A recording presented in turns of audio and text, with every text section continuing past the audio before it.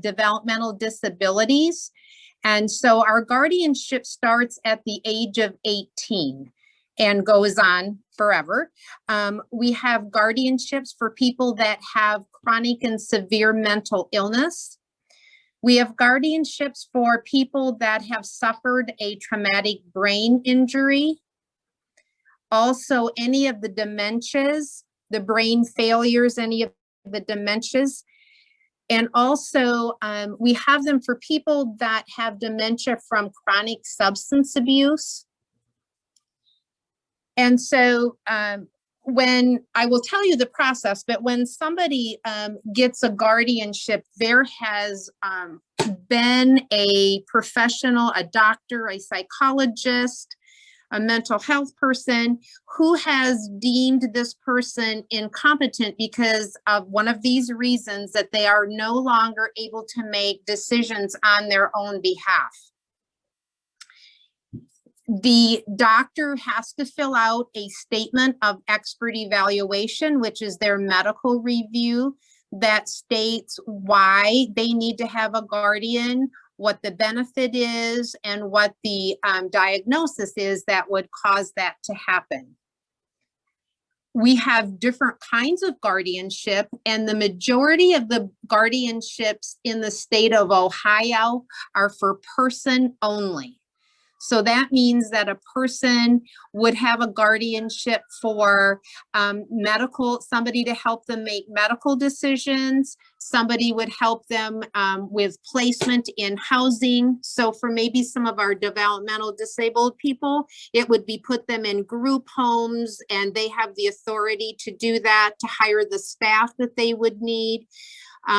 Parents obviously can be the guardians, but we also have guardians for a state, and that is for people that have finances, houses, cars, collections. In the requirement for that is for $25,000 and over. If you have someone who is just receiving Social Security or a VA benefit, or somebody with a DD diagnosis or a mental health diagnosis, they would get what we call SSI, supplemental income. Those would all be able to be taken care of through having a payee through either Social Security, because their income isn't enough for that $25,000. So you would not need a guardianship of a state for that kind of situation. Or you can be having guardianship of both person and estate at the same time. But the majority of them are for our elderly, for our disabled folks, are just guardianship of person. And anyone can be a guardian. They have to be 18 and over. They have to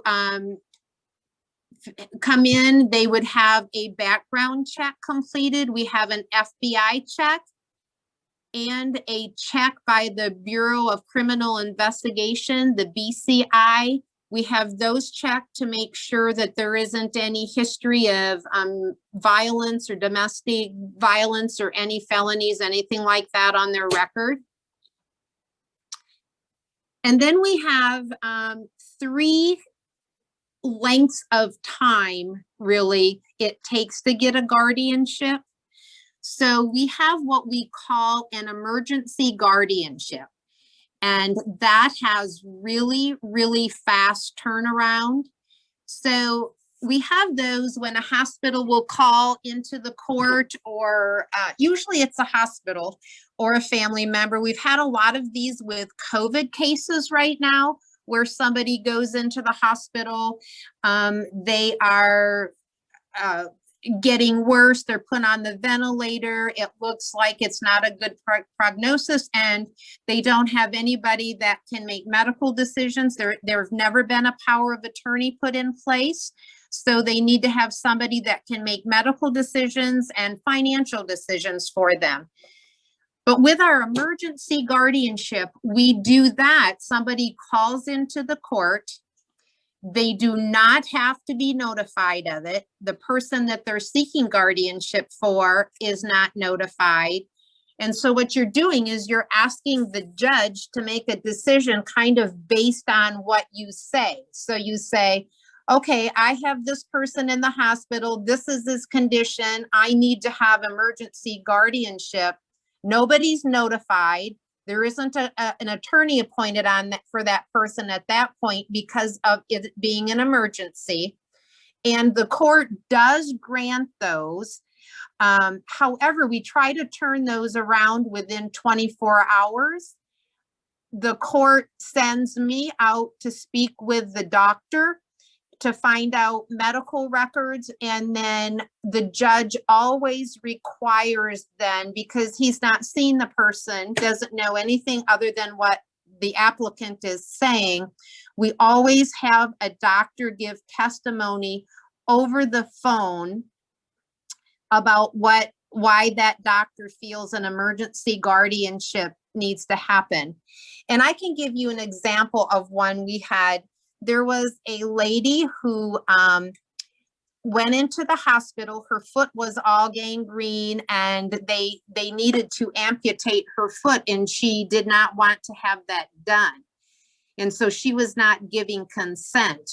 They called in the psychiatric doctor, and the psychiatric doctor said, well, I think that she's not able to make decisions on her own behalf because of some mental illness. So why don't you call the court and see if we can get an emergency guardianship in? In that particular case, the judge, myself, and we have an agency here in Butler County called Lifespan. And they do guardianships. They're a nonprofit. They do guardianships for people that do not have family members that are able to do it, or they just don't have family members, or their family members might not live in the state of Ohio. And so we called them. We all went up to the hospital in the ICU. And so something that struck me as really odd, that I'll just say this, when we went into the room, there was, she was hooked up to all kinds of bells and issues, and underneath her bed was a great big filter for like the big coffee pots, and inside of it was just a heap of coffee grounds. And I thought that was really odd.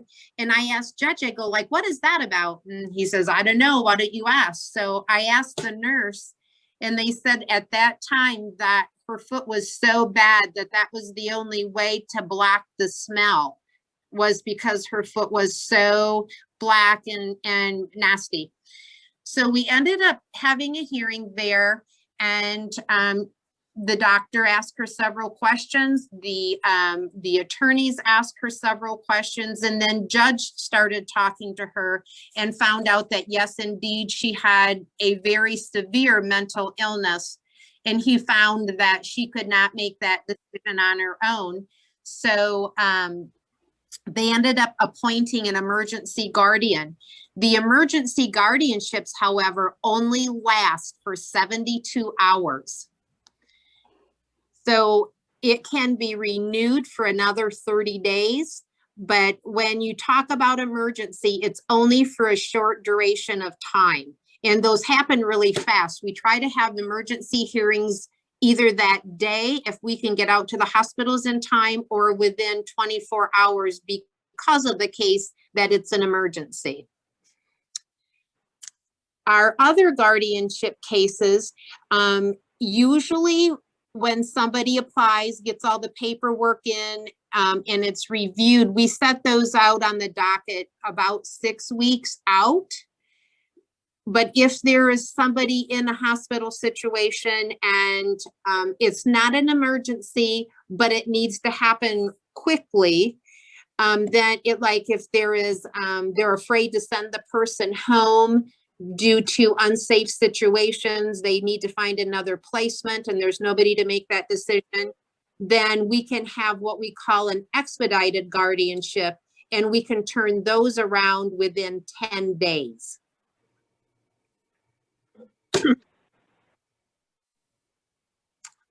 So guardianships don't have to last forever.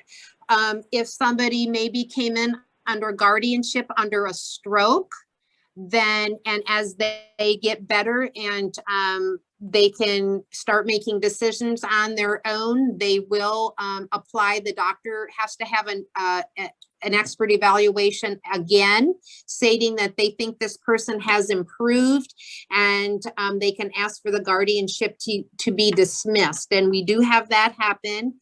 Some of our developmental disabled folks, as they get older and some of their behaviors change and they can start doing more on their own because it's taken a little longer to learn some skills, then those can be dismissed as well.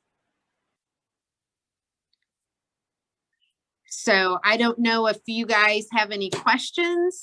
That's kind of guardianship in a nutshell. Yeah, I'll start it off, Becky. So let's take any example of any client that has already given their medical and fiscal power of attorney to someone else. How do those potentially run into conflict with a third person that's a guardian? Okay, so when somebody, okay, I'm just going to give an example. You have, say, Dan, you've given power of attorney to, and I don't know, I'm just pretending all this. You give power of attorney to your two sons, okay? One of them, you give power of attorney for medical. The other one maybe knows finances better, so you give the power of attorney for finances. And let's say that the person that's doing power of attorney for finances, that son is secretly stealing money, because that it happens in cases that we see here, and he is not making good decisions for your money. You are incompetent at this point, so they're the ones that are making those decisions. You get placed somewhere and you need your finances to be able to pay for your living situation. This person is spending that money. So your other son, even though they both have power of attorney, the other son may come in and apply for guardianship. When you have guardianship, it does not revoke the power of attorney unless at the hearing there is evidence presented saying that somebody is not making wise decisions on your behalf. Then at the time of the appointment of guardian, then a judicial officer can revoke that power of attorney. Thank you for that, because that's the biggest question that I had about the program. Thank you. Becky, yeah, this is Bob Thurston. I'm in the coffee business, so that's a terrible story about the woman with gangrene. On the other hand, I'm happy to find out that, I'm sorry. I'm sorry that I used that example. I had never heard of that being that for that. No, I just wanted to say that it's a terrible story, but I'm glad to hear that there's another use for coffee. And then I have a more serious question. If you go back far enough in Britain, for example, in the 19th century, it was all too easy for powerful men to have their wives committed to asylums and so on. And I'm just still wondering now about the possibility for abuse of this system. I'm sure that everyone involved goes about it very, very carefully. Nonetheless, could a determined person go through this process and gain a guardianship over someone through, I don't know, deceit and trickery? Does that ever happen? Well, I will say this. Back in 2015, there was a situation in Franklin County, and the Columbus Dispatch did a whole bunch of articles on this at the time, where there had been attorneys that were appointed guardian, a couple attorneys that were appointed guardian for people that were in nursing homes, and they had stolen lots and lots of their money. Because of that, guardianship got a really, really bad name.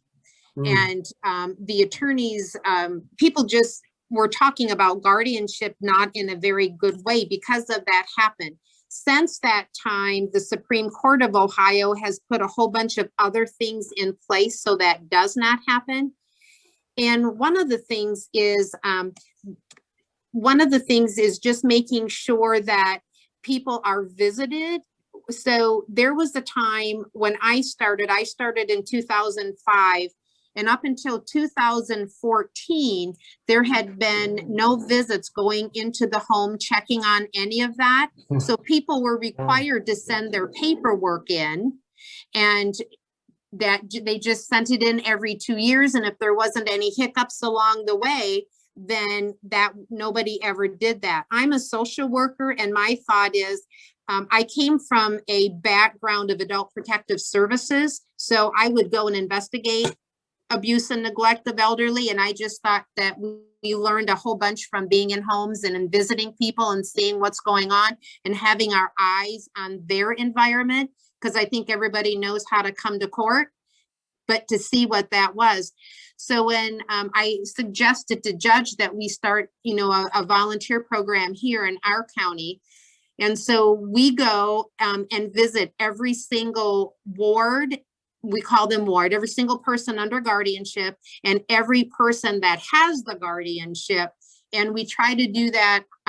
We have guardianship started from 1977 that are active through the ones that we do now. And we just cycle through, and I have Miami interns, and they go out and do that as well, just to make sure that everybody is doing what they're supposed to be doing and that we have eyes on everybody. And so that was one thing they did.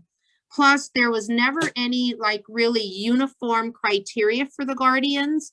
And now they all have to take classes. They're required to go to certain programs, and the court keeps real close eye on as to whether they follow that. So yes, I think things like that happened. But when it was discovered in 2015 that had happened, the Supreme Court and all of the judges from the 88 counties really got on a task force and changed some things to do that. Great, thank you.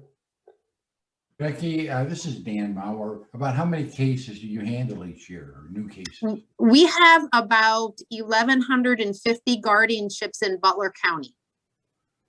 About how many each year new ones do you get? Do you have any idea? Probably, I would say maybe 150, 200. Okay. In this year, we have lost several of our people due to the COVID, unfortunately. I know Lifespan, which is the agency that we work with real closely because of people that don't have guardians. They have about 250 of our cases, and they lost about 17 people this year. So. Are there any other questions for Becky? Yes, this is frivolous, Becky, but I want to know if Britney Spears is ever going to get out of guardianship. I'll tell you what, I have an intern from Miami here with me. She might know her better than me. I'm going to let you ask her. Hold on. Introduce yourself. Hi. A frivolous question, but I'm just really wondering about that case. Of Britney Spears. Oh gosh, that's a conservatorship. And I don't know much about conservatorships. We haven't. So a conservatorship is different from a guardianship in that the conservator can pick who they want to do the work, but they make the decisions. That person is appointed to carry out those decisions. So we had a gentleman, we didn't have in Ohio, there was a gentleman who had Lou Gehrig's disease, and he was able to make the decisions. He just was not able to carry them out due to his disability. And so he was not able to talk, but he had this really cool technology that he would look, this computer system where he would look at a letter and he could type out what he wanted to say. And so he would give instruction to the person he pointed as the conservator, the person to do all of the running and the work for him, but he was still the ultimate decision maker. And we only have about 3 of those in Butler County. Okay, thanks again. Yep. Okay, are there any other questions for Becky? Hey, Dan, I have one for Betsy. Sure. Okay. Hey, Betsy, have you seen the movie I Care a Lot? I have not. Okay. I'm sure it's Hollywood and totally bizarre and out there, but it's Where, pretty, where would I find it? I think it's on Amazon. Okay. Yeah. And it was about guardianship and some pretty crooked people. So Somebody told me just earlier today about a Netflix program on guardianship, and it was about somebody got guardianship, and the doctors were in on it, and other people in her community were on it, and it made guardianship really not nice. And which upsets me a lot, because I think that people look at that, and if they aren't educated on guardianship, they really don't know. But I know so many people that really need to have a guardian, and people are honest. They can be family members, they can be church friends, they can be their children, they can be attorneys, but I have seen the majority of our cases. We have some people, like with some of our DD folks, where they want to take care of the person for a monetary gain. Not that you get paid for being guardian, but if they live with them, then they get access to their money and they can use their money. But that's only a small percentage. The most percent of people really care about their person and visit all the time and make decisions, and I think it's a very needed thing and a good thing. I think it may have been then on Netflix, but it was pretty bizarre and pretty far out there, but it sure made you wonder about guardianship. So I know. check it out. This is Lee again.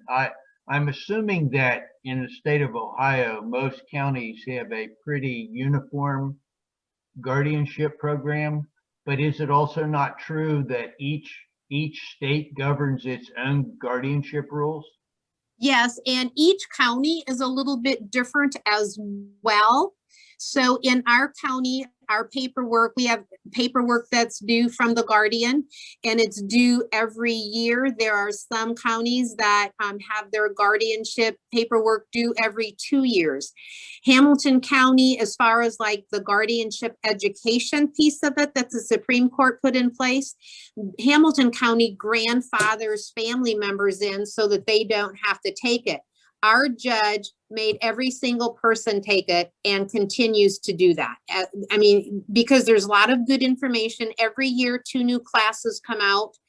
And this year it comes out, they had a new class on end of life decision making for guardians, because sometimes that's a really hard thing. To be responsible for making that decision. And sometimes you have family members that fight over that. And so the one thing I will say is when you are appointed by the court as the guardian, even if you are the family member, it is also a legal appointment.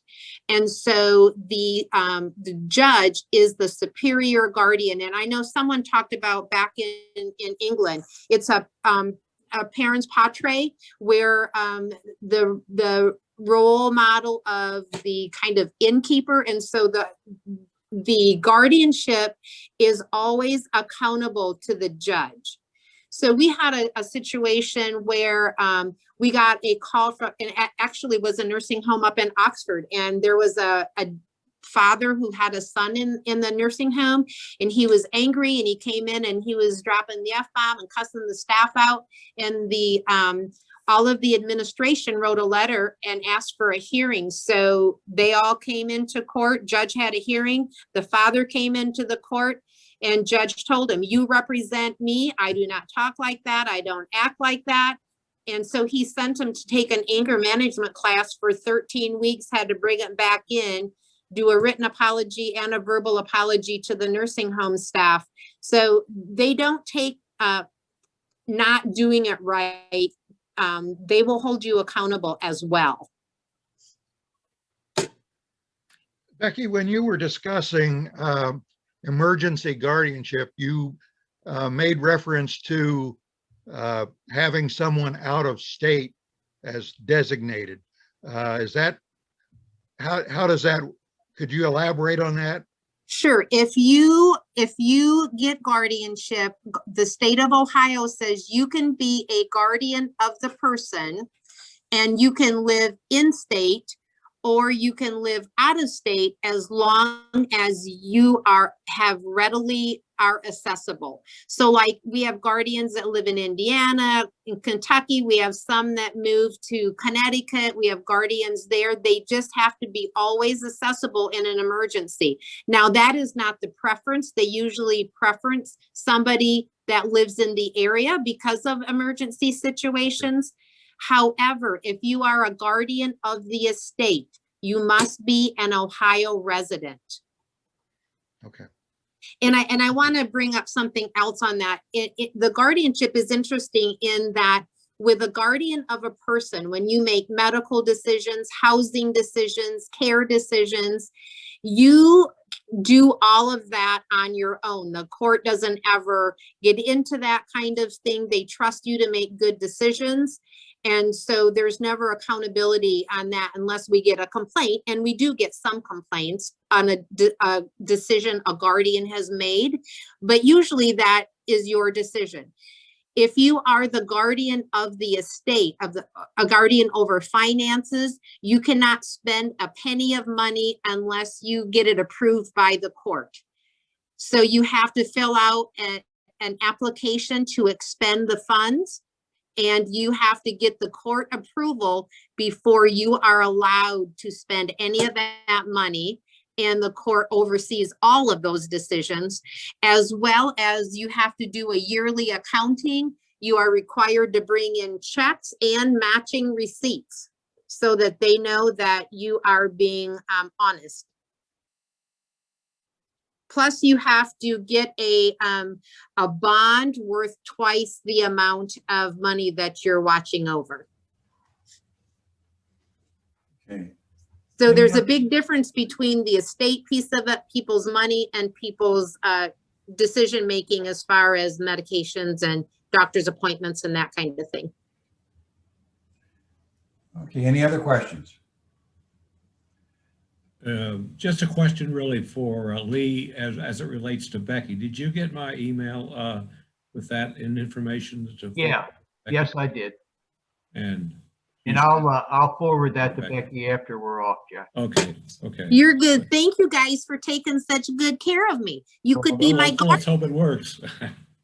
Well, now, Becky, I want to thank you for all the months we've not talked to each other for coming here. It's been very informative, and on behalf of the club and appreciate your professionalism and the way you presented the program. Thank you. Very If you good. guys have any questions, Lee, and now Lee's not the guardian expert now. Lee's not the guardian.